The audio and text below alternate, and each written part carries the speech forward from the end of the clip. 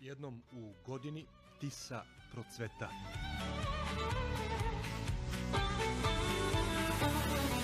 Nikad na istom mestu, nikad u isto vreme. To se ne zna. Najbolje je doći u Novi Kneževac, ostati i čekati. I uživati.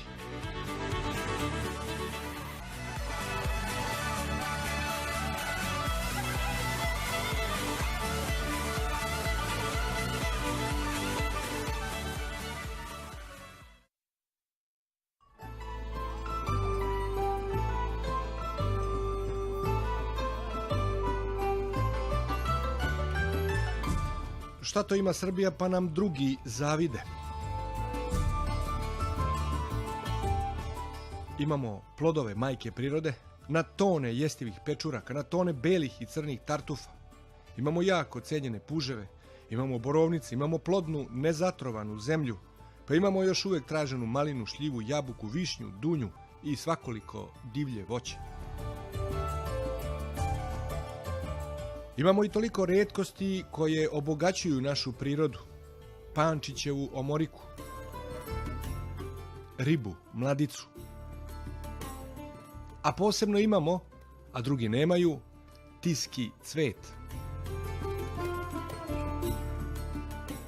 Tiski cvet je vodeni insekt. Nekada se nalazio i u drugim rekama Evrope, ali danas ga ima još samo u reci Tisi, manje u Mađarskoj, a mnogo više kod nas. To je insekt koji život provodi u dnu reke, u glini. Jednom godišnje pojavi se na površini i tek onda se doživi to čudo prirode. To je fenomen koji zbunjuje ceo svet.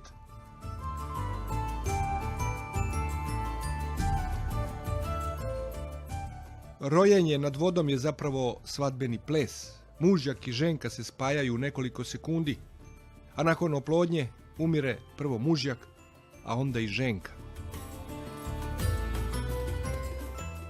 I sve to traje nekoliko sati u jednom danu. 3 godine u blatu za jedan dan ljubavi. To ima samo u prirodi.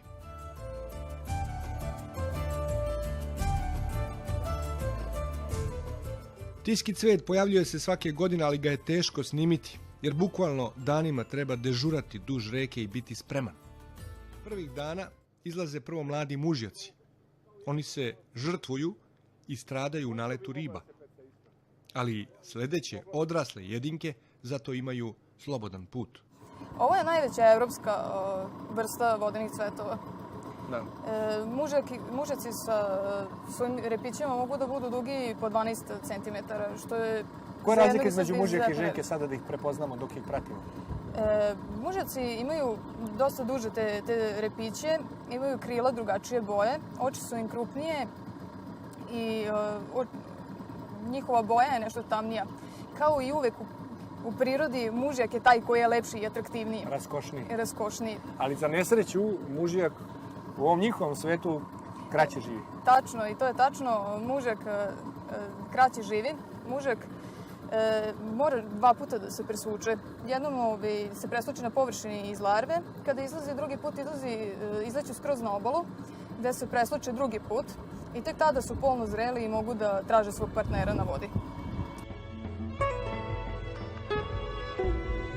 Dok se mužjaci presvuče drugi put, na površinu izlaze ženke polako iz larve. One se presvuče samo taj jedan put. Na površini vode? Na površini vode. Poleću u vis? Poleću u vis. Spajaju se? Spajaju se, tačno.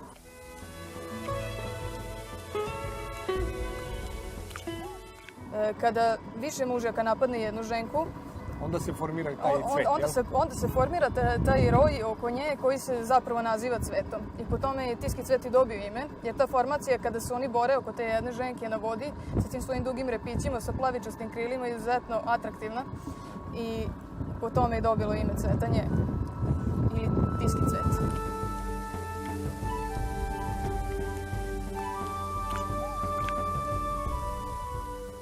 Kada se oplodnja završi, mužjaci prvo umiru. Priča je jako slična sa lososima. To su prirodni fenomeni koje nauka još ne može da dokuči.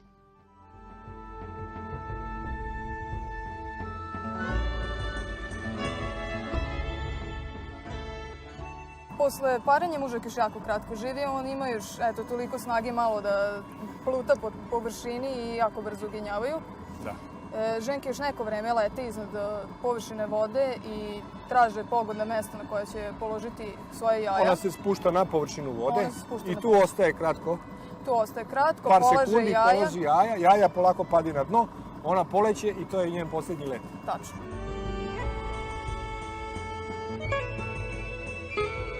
Znači, generalno, posle cijele ove priče, samo nešto kao zaključak, da mi imamo jednu retku prirodnu pojavu ovdje u Vojvodini, pa koja važi za ceo svet, i da to u neku ruku dijeli mali broj ljudi, jer ili su neki nezainteresovani, neki ne znaju. Ja mislim da još uvijek o tome treba pričati na sva usta.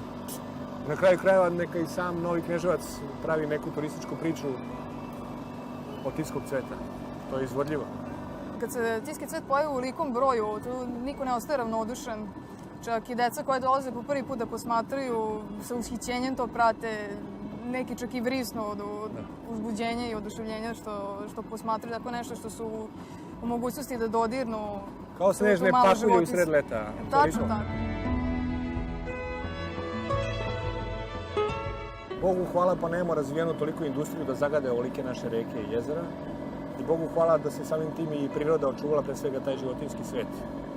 I s jedne strane smo eto tako malo hendikepirani što smo zaostali u industrijskom razvoju u odnosu na Evropu, a s druge strane Evropa dolazi ovdje da se divi netaknutoj prirodi, eto, ako je za utehu. I još jedan važan podatak. Tiski cvet je ovakav kakav je danas prisutan na planeti iz njenog najranijeg perioda. Pa kažu da datira iz perioda karbona, to je period koji je trajao negde pre 300 miliona godina. Velika starost, znači to bi značilo da su stariji od dinosaurusa.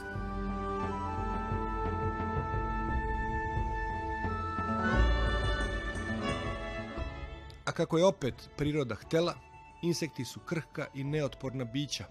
Male promjene u prirodi mogu dovesti do njihovog potpunog nestajanja.